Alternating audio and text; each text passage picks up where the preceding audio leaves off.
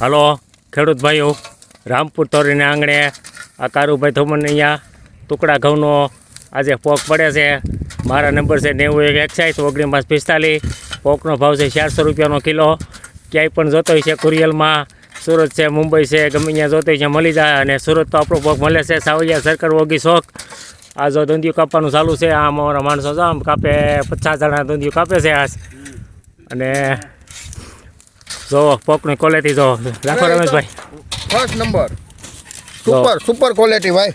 આમ અમે દઈએ નહીં દેખાય, રાખો અહીંયા સુપર ક્વોલિટી છે ને. હા, ઈ તો મોટી પાટે એવા દાણા છે.